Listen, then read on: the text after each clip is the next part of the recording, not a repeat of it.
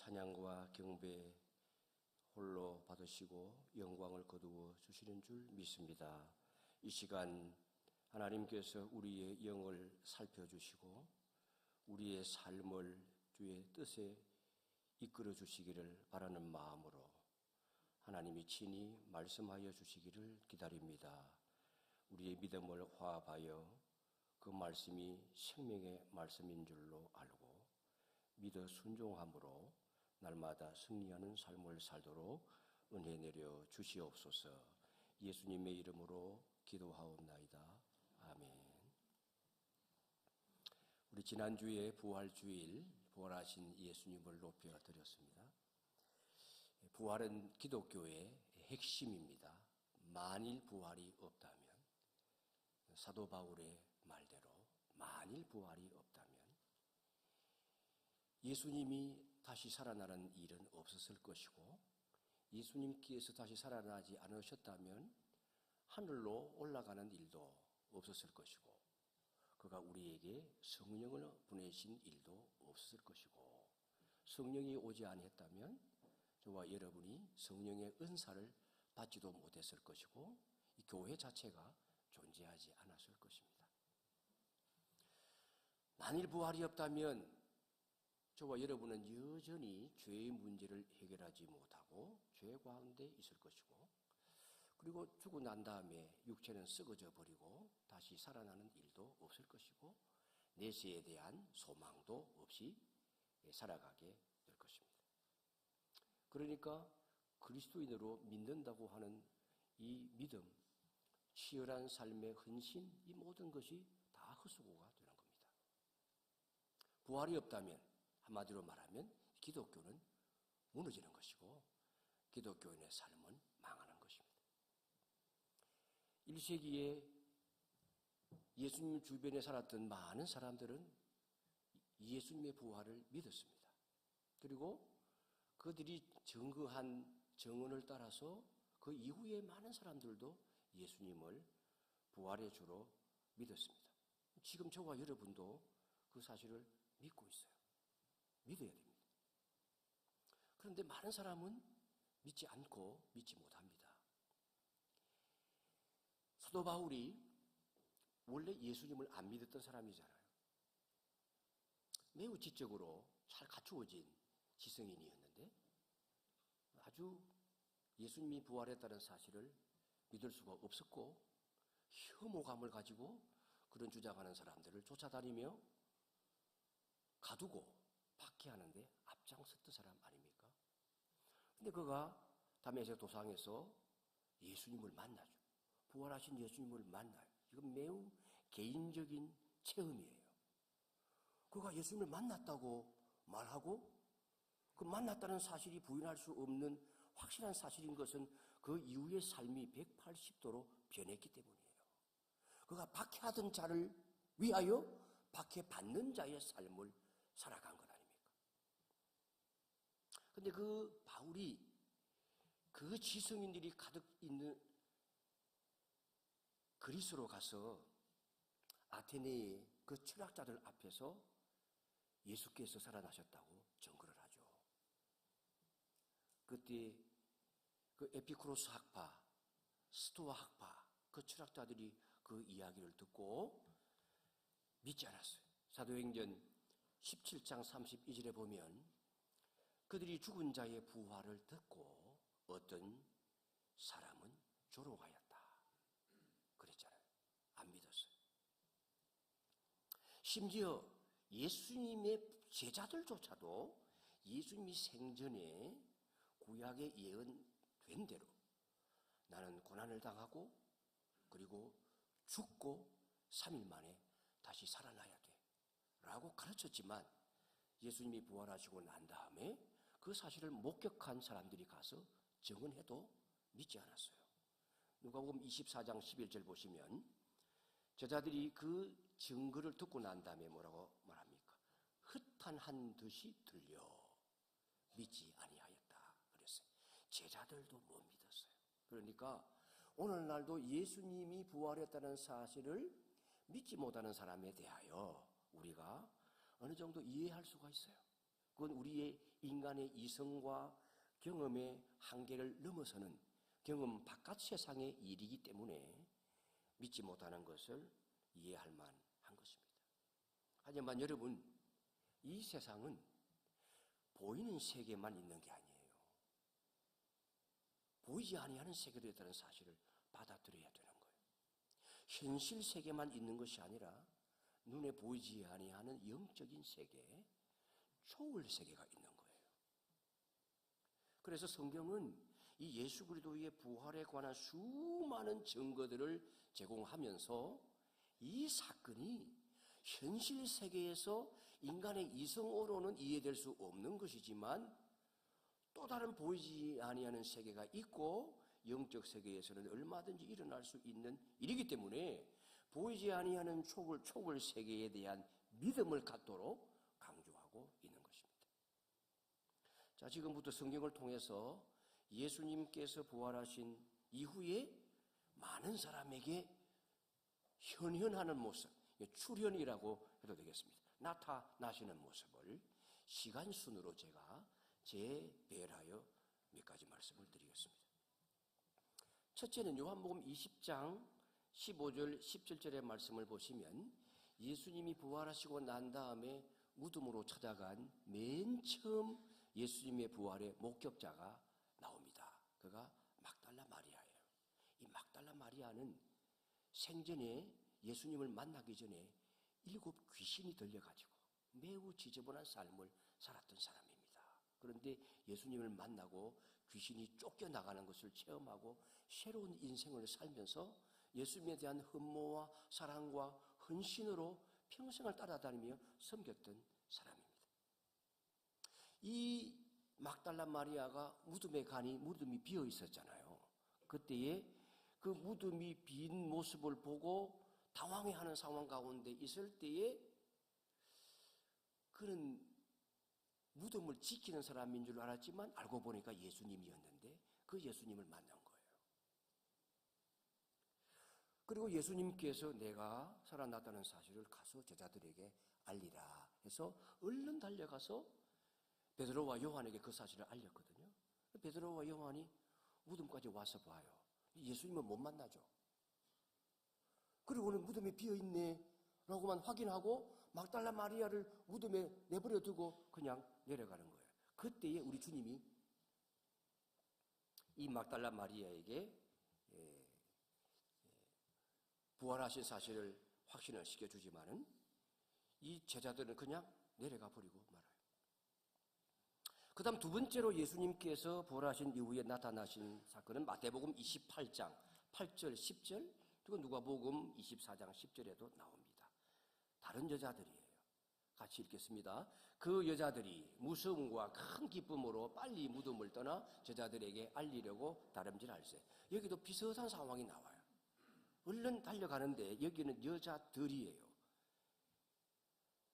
누가복음 24장 10절을 보면 이 여성들이 어떤 사람인지 구체적으로 목록이 나와요.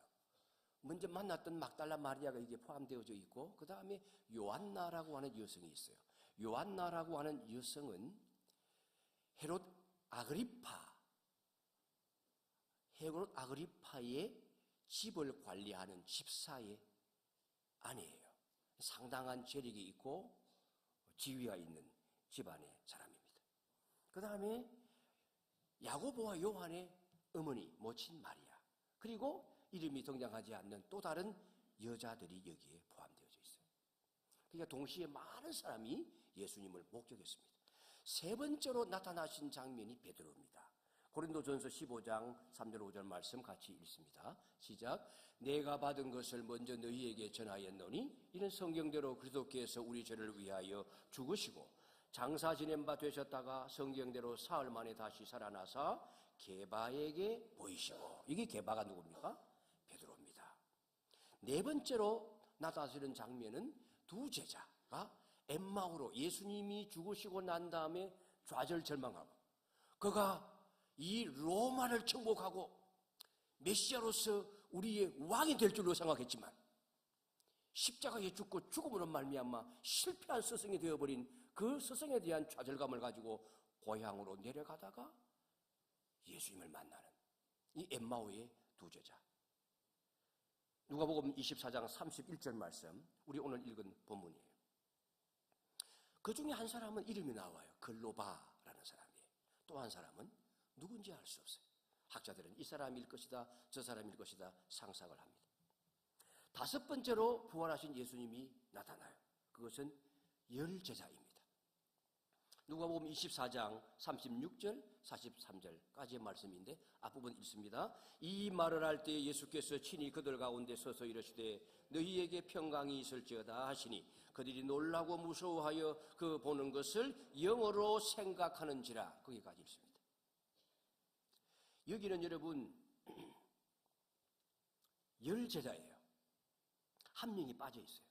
가룟 유다는 이미 죽었고 12제자 가운데 11제자가 완전 순대, 지금 한 명이 빠져 있죠. 도마가 없어요. 그런데 이 10명의 제자가 부활하신 예수님이 나타나자 이걸 영으로 생각했어요. 우리 식으로 말하면 귀신을 본 것처럼 생각을 한 거죠. 예수님께서 본인이 영이 아닌 사실을 알리기 위하여 너희 가운데 먹을 것이 있느냐. 그래서 생선 한 조각을 드렸더니 잡수셨다 했어요. 이것은 이 부활하신 분이 영체가 아니고 육신을 가지고 있다는 것을 보여주는 거예요. 물론 영체이지만 육신을 가지고 있는 존재인 것을 보여주신 것입니다. 이건 요한복음에도 똑같은 내용이 나와요. 그 다음 여섯 번째로 나타나는 부활의 장면이 이제 도마가 포함되어져 있는 11명의 제자에게 아마도 같은 장소였을 것으로 보입니다. 이 제자들은 예수님 돌아가시고 난 다음에 계속하여 한편으로는 두려움 때문에 한편으로는 우리 주님의 가르침 때문에 모여가지고 계속 기도하고 있었거든요. 그것이 마가 요한의 다락방이었을 것으로 생각이 되어집니다. 여기에 도마도 함께 있을 때에 여섯 번째로 나타난 거예요. 도마는 예수님을 직접 보지 못하고는 못 믿겠다고 얘기했던 사람이거든요. 예수님께서 도마가 있는 현장에 한 번 더 나타나셔서 그의 믿음을 강화시켜 주십니다. 그러면서 봐라. 내 손에 못자국을 봐라. 내 옆구리에 창자국을 봐라. 믿지 못하겠느냐. 그랬을 때 도마가 뭐라고 고백합니까? 주는 그리스도시요. 그때 예수님이 도마에게 교훈을 주시죠. 너는 나를 본 고로 믿느냐. 보지 못하고 믿는 자들이 복되다. 여러분 상당히 의미심장한 말씀이에요. 지금 부활하신 예수님과 관련하여 우리의 믿음이 어떠해야 할지를 지금 보여주고 있는 매우 중요한 말씀입니다. 예수님께서 지금까지 다양한 환경에서 다양한 방식으로 다양한 사람들에게 나타나세요. 워낙 다양한 장면에서 다양한 사람에게 나타나고 있기 때문에 이게 인위적으로 조작을 하거나 연출하여 만들어낼 수 없는 사건인 것을 알 수 있습니다. 일곱 번째는 7명의 제자들에게 나타납니다. 이 제자들이 여러분 40일 동안 일어나고 있는 일이니까 지금 상당히 긴 시간이 흘렀을 거예요. 며칠이 흘렀겠죠. 이 제자들이 부활하신 예수님을 보았음에도 불구하고 사명감에 회복이 되지 못하고 저들의 삶의 방향을 바로 잡지 못하고 원래 살던 삶의 방향으로 돌아갔어요. 디베랴 바다로 가서 고기를 잡았어요. 일시적으로 자기들이 가지고 있는 기술이 그것이니까 일시적으로 한두 번 잡으러 간 것일 수도 있지만 그냥 남은 생애를 다시 원래의 삶으로 돌아가려고 갔던 것일 수도 있습니다. 그곳에서 요한복음 21장 1절부터 4절까지 말씀입니다. 같이 읽겠습니다. 그 후에 예수께서 디베랴 호수에서 또 제자들에게 자기를 나타내신 일은 이러하니라. 시몬 베드로와 디두모라 하는 도마와 갈릴리 가나 사람 나다나엘과 세베대의 아들들과 또 다른 제자 둘이 함께 있더니 합하니까 7명이에요. 그 다음에 고린도전서 15장 5절 6절을 보시면 이처럼 제자들에게 나타나시고 그 이후에 500여 형제에게 일시에 동시적으로 나타나는 사건이 나옵니다. 500여 형제에게. 5절부터 같이 읽겠습니다. 게바에게 보이시고 그 후에 12제자에게와 그 후에 500여 형제에게 일시에 보이셨나니 그 중에 지금까지 대다수는 살아있고 어떤 사람들은 잠들었다. 이 잠들었다는 표현은 죽었다는 얘기잖아요. 근데 500명의 증인 중에 지금도 살아있는 사람이 있다라고 하는 사실을 굳이 사도 바울이 여기에 포함시키는 이유는 무엇입니까? 본인이 이 편지를 쓸 때에 그 증인들이 지금도 살아있다고 하는 말은 의심이 생기면 직접 찾아가서 물어보라는 거예요. 예수님의 부활을 목격한 자들이 있다는 거죠. 그러므로서 사도 바울이 지금 전하고 있는 편지 이 증거가 신빙성이 있다는 사실을 강조하고 있는 것입니다. 9번째로 예수님께서 야고보에게 나타나셔요. 고린도전서 15장 7절입니다. 그 후에 야고보에게 보이셨으며 라고 말씀합니다. 이 야고보는 누굽니까? 순교하는 야고보가 아니에요. 예수님의 동생이에요. 그럼 이 가톨릭의 경우에는 예수님의 동생들이 없다고 주장을 하지만 우리는 그렇게 보지 않아요. 예수님의 어머니 마리아가 그 이후에도 자녀를 낳았어요. 그 중에 하나가 야고보예요. 근데 야고보는 예수님을 형으로 두고 있는 동생이면서도 예수님을 하나님의 아들로 믿지 않았어요.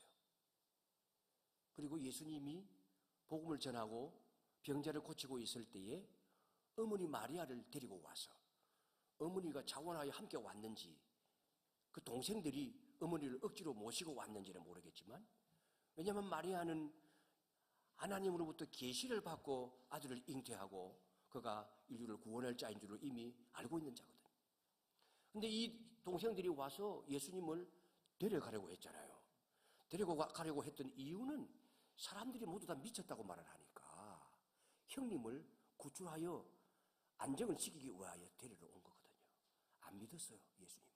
그런데 예수님이 그 동생에게도 나타나신 거예요. 부활하신 모습으로 나타나신 거예요. 그 후에 이 야고보가 사도가 되어서 편지를 쓰고 성경을 쓰고 교회의 지도자가 되잖아요. 여러분, 이 야고보가 언제 믿었는지는 모르겠어요. 예수님 믿게 된 계기가 이 예수님이 부활하신 예수님 만나고 난 이전인지 이후인지는 알 수 없어요. 10번째로 모든 사도에게 예수님이 한 번 또 나타났어요. 마태복음 28장 16절입니다. 같이 읽습니다. 11제자가 갈릴리에 가서 예수께서 지시하신 산에 이르러 예수를 배웠고 경배하나 아직도 의심하는 사람들이, 여러분, 아직도 예수님의 부활을 안 믿는 사람들이 있어요. 저기 지금도 의심하는 사람들은 어떻게 의심을 한 걸까요? 여전히 유형으로 생각을 했을까요? 아니면 많은 사람들이 부활을 부인하기 위하여 만들어내는 것처럼 십자가에서 잠시 기절하셨나? 라고 생각을 했던 걸까요? 아무튼 믿지 않았어요. 이때에 우리 주님께서 너희는 이제 모든 민족에게 가서 제자를 삼아라. 나의 가르침을 전하고 세례를 주어 이 가르침을 따라 하나님 나라 백성이 되도록 하라. 이 명령을 주시죠. 지상명령을 주세요. 그리고 난 다음에 한 번 더 이 사도들을 마지막 하늘로 승천하시기 전에 만납니다. 사도행전 1장 3절 4절 말씀 읽습니다. 그가 고난받으신 후에 또한 그들에게 확실한 많은 증거로 친히 살아계심을 나타내사 40일 동안 그들에게 보이시며 하나님 나라의 일을 말씀하시니라. 사도와 함께 모이사 그들에게 분부하여 이르시되 예루살렘을 떠나지 말고 내게서 들은 바 아버지께서 약속하신 것을 기다리라. 이제는 성령을 기다리라. 내가 하늘로 올라가고 나면 너희들에게 약속한 대로 영을 보내어주겠다. 성령을 보내어주겠다. 이게 성천하시기 전 우리 주님께서 보여주신 마지막 모습입니다. 여러분, 여기까지가 지상에서 부활하신 예수님이 자신의 모습을 보여주신 내용이에요. 근데 여러분, 이 부활하신 예수님께서 하늘로 올라가시고 난 다음에 그 이후에도 계속하여 그의 모습을 보여주세요. 그 대부분이 사도행전에 나오는데, 첫 번째는 사도행전 7장에 보면 스데반이 순교할 때에 하늘문이 열리면서 하나님의 보좌 우편에 앉아 계신 예수님의 모습을 보여주세요. 그리고 사도 바울이 다메섹에서 예수님을 만나죠. 그때 당신이 누굽니까? 사울아, 사울아 라고 부를 때 사울은 깜짝 놀라면서 당신이 누굽니까? 주여 누구십니까? 라고 물을 때 나는 네가 핍박하는 예수다. 부활하신 예수님이 그에게 나타나 보여주시죠. 그리고 사도 바울이 이 회심의 이 담력을 가지고 예수 위하여 살리라는 다짐을 가지고 이 예수님과 직접 만나고 목격하며 살았던 사도들을 만나서 그들과 합류하기를 원하고 복음에 헌신된 삶을 살고 싶어서 사도들을 만나고 싶어 갔는데 냉대를 받잖아요. 예루살렘 교회 본교회가 사도 바울을 무시해요. 그래서 성전에 들어가서 기도할 때에 하나님이 그에게 나타나 주시죠. 두려워하지 마라. 내가 너를 이방의 사도로 믿지 않는 세상 사람들의 복음 전하는 자로 세울 것이다. 그럼에도 불구하고 핍박이 있었기 때문에 예루살렘 성도들이 그의 안전을 위해서 고향으로 보내지 않습니까? 그때 주님이 나타났어요. 그리고 요한계시록에 가보게 되어지면 사도 요한이 계시로 받을 때에 밤모섬에 있을 때에 주님이 나타나시죠. 그러니까 예수님께서 여러 가지 모양으로 여러 가지 모습으로 하늘로 올라가시기 이전 40일 동안에도 올라가시고 난 다음에도 몇 차례 부활한 사실을 여러 모양으로 긴 시간 동안 보여주신 거예요. 이건 믿지 않을래야 믿지 않을 수 없는, 결코 인위적으로 조작될 수 없는 증거들이기 때문에 분명하게 믿을 수 있는 증거를 주님이 제시해 주신 것입니다. 자, 그런데 여러분, 제가 오늘 여러분들에게 던지고 싶은 한 가지 중요한 질문은, 하나님께서 이처럼 부활을 분명하게 보여주셨는데 왜 더 명확하게 보여주시지 않고 일시적으로 나타나셨다 사라지시는 일들을 반복하시는 걸까 하는 거예요. 예수님께서 왜 무덤에서 맨 처음 막달라 마리아에게 자신의 부활하신 모습을 보여주시고 그러고는 손을 잡고 내려가자, 나와 함께 내려가서 다른 제자들에게도 나의 부활한 모습을 보여줘야 되겠다, 그렇게 하시지 않는 거예요. 막달라 마리아에게만 보여주시고 사라지셨어요. 그리고는 가서 전하라 말씀을 하세요. 이 막달라 마리아는 가서 전하죠. 그 이후의 여인들도 마찬가지예요. 가서 전하라. 그러니까 이 여인들은 가서 제자들에게 전하는 것일 뿐이에요. 아니, 주님이 직접 가셔가지고 보여주시면 되지 않아요?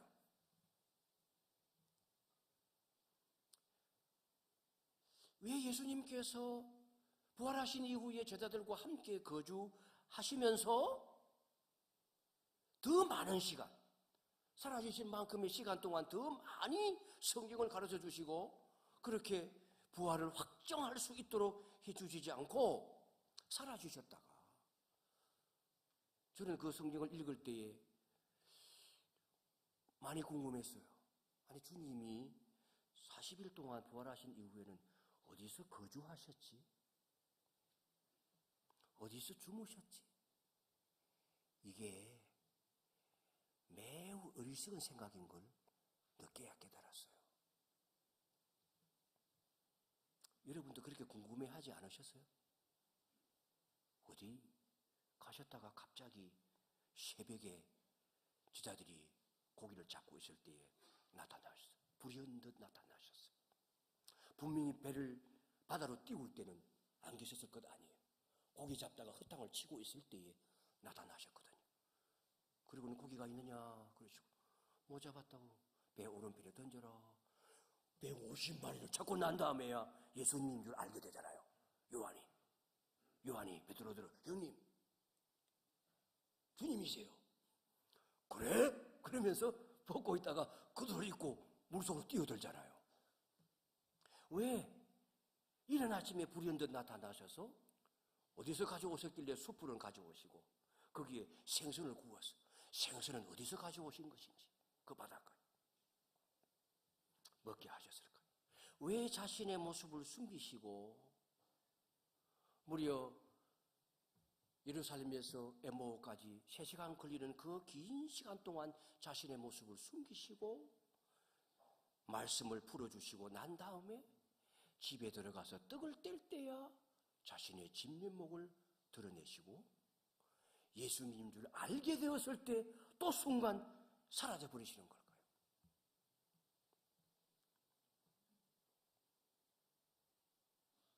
제 같으면 이 예수님이 떡을 떼시자마자 예수님인 줄 알았는데 살아나시는 장면을 보면 가만히 있지 않고 문 밖으로 뛰쳐나가서 어디로 가셨는지 뒤를 추적했을 것 같아요. 제가 그런 체험이 있거든요. 제가 그 전도사 시절에 교회를 위하여 간절하게 기도한 적이 있어요. 혼자서 본당에 들어가서 교회와 우리 목사님을 위해서 기도한 적이 있어요.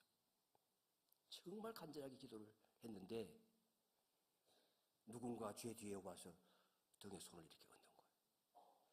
두 손으로 제 등을 탁 얹는 거예요. 기도를 멈췄어요. 누가 이러지? 그럼 돌아봤어요. 아무도 없어요. 이야, 재빠르게 기도하네? 누가 내려갔지? 그리고 저 계단으로 탁 내려갔어요. 확인하고 싶었어요. 아무도 없었어요. 누굴까요? 그건 제 주관적인 체험이죠. 이건 주님이시구나. 그리고 제가 개인적으로 교훈을 얻었어요. 우리가 기도할 때에 머리 대신 주님이 가장 귀하게 보시는 기도의 제목은 교회를 위한 기도다. 몸된 교회를 위한 기도다. 이 목회자를 위하여 기도할 때에 하나님이 이걸 인정해 주시는구나. 제 어깨에 두 손을 탁 얹으시면서 제 마음에 안정을 주시는 거예요. 제 같으면 이 사라지신 주님을 문 박차고 나가서 어디로 가시는지 아마 제가 찾았을 것입니다. 그런데 여러분, 특이한 것은 이 예수님의 부활 이후의 장면이 이처럼 어쩌면 신출귀몰한 이런 모습인데 사복음서의 기자들이 제가 가지고 있는 이 의구심처럼 그런 의구심을 아무도 안 갖는다는 거예요. 성경 어디를 보아도 사복음서의 저자들이 이 문제에 대하여 질문을 던지고 있지 않다는 거예요. 너무나 자연스럽게 받아들이고 있다는 거예요. 이것은 당시의 그리스도인들이, 당시의 제자들이 이 예수님의 부활하신 모습에 대하여 전혀 의구심을 가지고 있지 않았다는 사실을 보여주는 것입니다. 자연스럽게 받아들이고 있었다는 거죠. 그렇다면 이 부활하신 예수님에 대하여 왜 그런가 라고 생각을 하고 있는 우리가 이상한 거죠. 왜 이상한 걸까요? 누가복음 24장 30절, 31절로 다시 돌아가 보겠습니다. 같이 읽습니다. 그들과 함께 음식 잡수실 때에 떡을 가지사 축사하시고 떼어 그들에게 주시니 그들의 눈이 밝아져 그인 줄 알아보더니 예수는 그들에게 보이지 아니하시는지라. 자, 여러분, 이 본문 말씀을 가지고 예수님께서 부활하신 이후에 왜 그와 같은 행태로 보여주시는지 몇 가지 이유를 생각해 보겠습니다. 첫째는 우리의 믿음의 방식과 관련이 있어요. 그리고 이 믿음의 방식은 예수님의 존재 양식과 관련이 있어요. 하나님께서는 우리가 믿음으로 하나님을 신뢰하기를 원하세요. 그런데 어떻게 믿느냐는 거예요. 믿음의 방식. 눈으로 봐야지만 믿겠느냐는 거예요.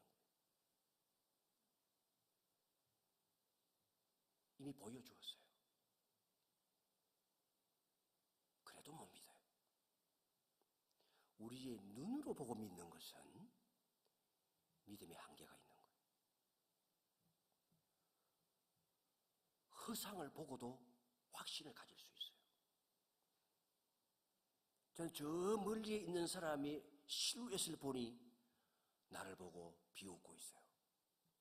눈으로 보는 것의 약점이에요. 그런데 그 사람은 울고 있어요. 우리의 눈은 우리의 믿음의 확실한 근거가 될 수 없어요.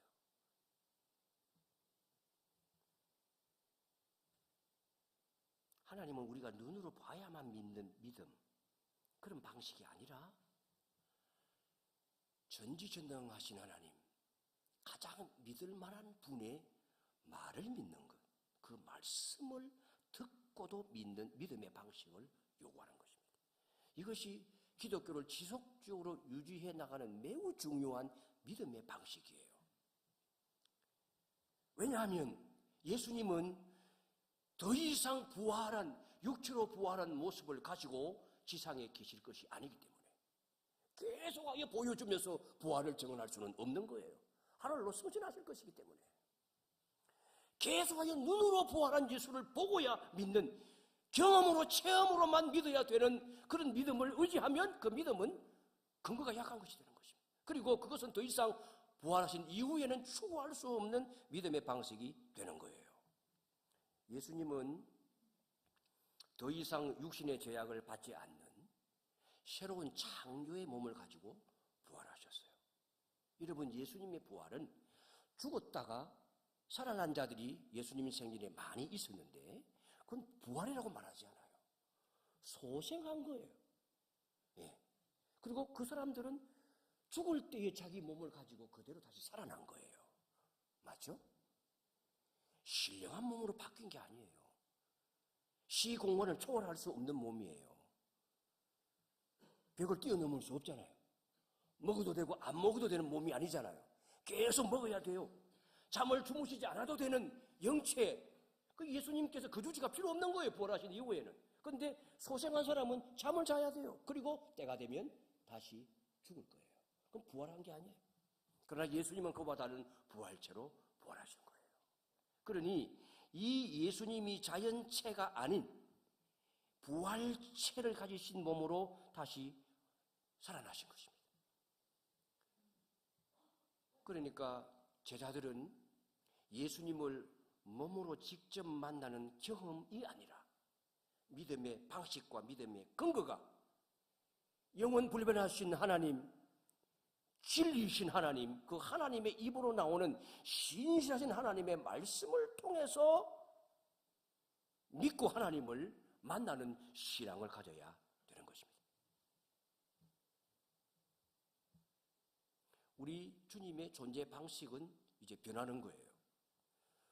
본래 하나님이셨던 분, 신의 본체를 가졌던 분이 우리와 같은 육체를 가지고 오셨다가 부활하시고 난 다음에 신령한 부활체로 바뀌어서 원래 하나님의 본체로 돌아가는 거예요. 하늘나라로 가시는 거죠. 그리고 하나님의 보좌 우편에 앉으시는 것입니다. 요한복음 20장 29절에서 도마에게 하신 말씀이 바로 이 말씀이에요. 같이 읽겠습니다. 예수께서 이르시되 너는 나를 본고로 믿느냐? 보지 못하고 믿는 자들은 복되도다. 이것이 향후 믿음의 방식이 되어야 하기 때문에 이 말씀을 하신 거예요. 고린도서 5장 7절에서도 하나님은 사도 바울을 통해서 말씀하시기를 같이 읽습니다. 이는 우리가 믿음으로 행하고 보는 것으로 행하지 아니하느니라.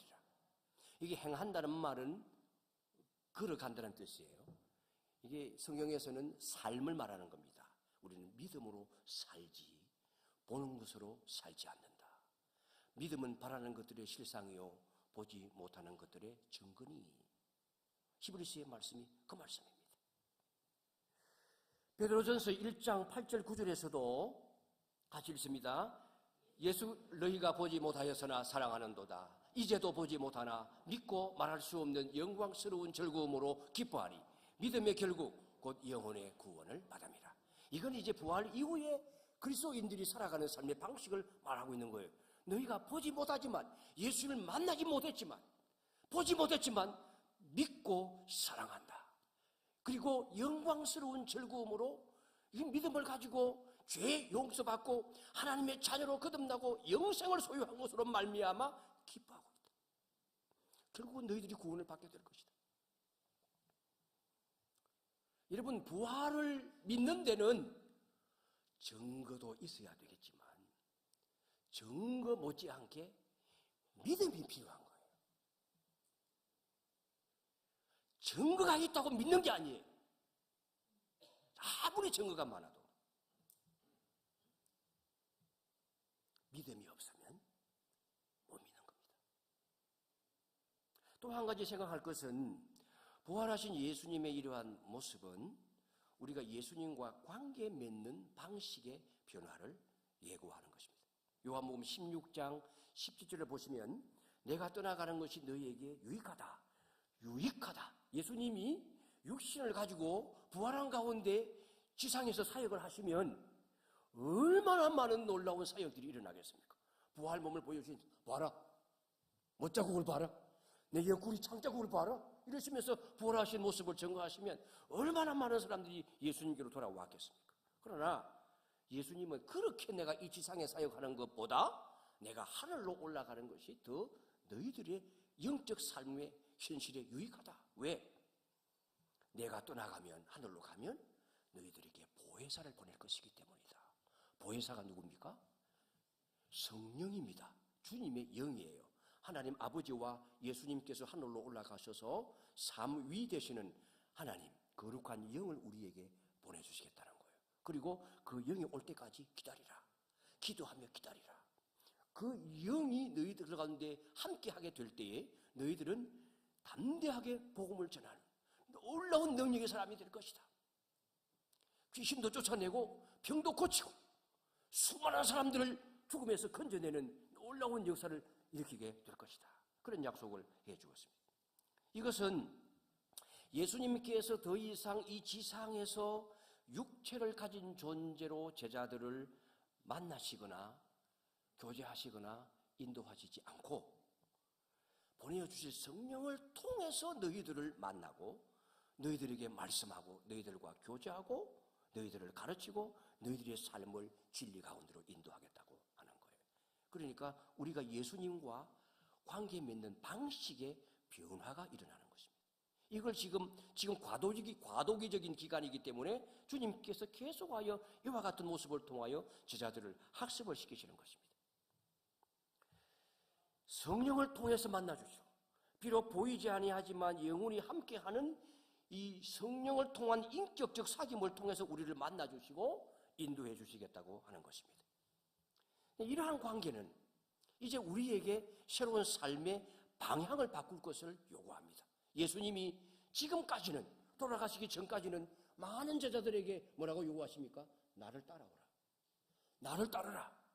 제자가 되라고 부르셨는데 이제는 예수님께서 나를 따라오라고 말씀하시지 않아요. 이제는 새롭게 보내줄 성령과 더불어서 시간을 초월하고 공간을 초월하는 하나님의 임재로 너희들 삶 가운데 항상 승리하게 할 것이니 죽음을 두려워하지 말고 악한 사탄 마귀 공중의 권세 잡은 자를 두려워하지 말고 가라. 처음에는 나를 따라오라 말씀하시고 이제는 세상으로 가라. 가서 모든 민족을 복음화해라. 나의 제자가 되게 해라. 하나님의 나라의 백성이 되게 해라. 그렇게 말씀하시는 것입니다. 이것은 마지막 우리의 삶의 방향 전환을 요구하시는 겁니다. 사랑하는 성도 여러분, 하나님께서 우리에게 부활의 풍부한 증거들을 제공해 주셨어요. 그렇다고 부활을 믿느냐? 안 믿는 사람들이 있었고 제자들은 여러 차례 주님이 나타나셨음에도 불구하고 여전히 의심하는 자도 있었고 그 지성인들도 허탈한 소리로 조롱하는 그런 모습을 보여주었는데 여러분, 세상에 증거가 있다고 믿는 것 아니에요. 내가 안 믿으면 안 믿는 거예요. 문제는 뭐예요? 세상의 모든 증거가 우리 믿음의 부족을 메꿀 수는 없다는 거예요. 아무리 증거가 차고 넘쳐도 아무리 부활을 과학적으로 의학적으로 증명해도 내가 안 믿으면 못 믿는 겁니다. 중요한 건 믿음이에요. 예수님이 부활하는 사실은 분명한 것입니다. 역사적인 사실이요 진리입니다. 증거 때문에 믿는 게 아니에요. 당신 속에 하나님이 믿음을 선물로 주실 때에 나의 교만을 내려놓고 나의 불신을 포기하고 예수님의 부활을 믿음으로 받아들여야 믿음이 생기는 거예요. 그게 능력이 있는 거예요. 그게 기독교인의 삶에 승리하는 본질이에요. 제가 여러분에게 묻습니다. 여러분은 예수 그리스도께서 부활하신 사실을 믿습니까? 확신하십니까? 그러면 여러분 속에 부활 주님이 지금부터 역사하실 거예요. 여러분의 삶이 어떤 역경과 고난과 환난이 있어도 우리 또 바울이 로마서에서 말씀하신 것처럼 죽음과 칼과 위험이 있을지라도 우리를 하나님의 사랑에서 결코 끊을 수 없으리라. 영원한 하나님의 자녀로 우리를 인쳐주시고 죽음을 넘어서 영생의 세계에 들어가도록 우리를 인도하시고 이 땅에 사는 동안에 이 부활의 확신을 가지고 부활의 소식을 전하며 많은 사람이 죽음에서 살아날 수 있는 복음의 혜택을 입을 수 있도록 증거하는 증인의 삶을 살아가게 될 것입니다. 부활을 믿는다면 우리도 다시 살 것을 믿고 여전히 부활의 확신 없이 살아가는 영적으로 죽은 상태에 있는 수많은 사람에게 진리의 복음을 전하는 증인의 삶을 살아가는 저와 여러분 되시기를 주의 이름으로 축원합니다. 우리 함께 찬양합니다.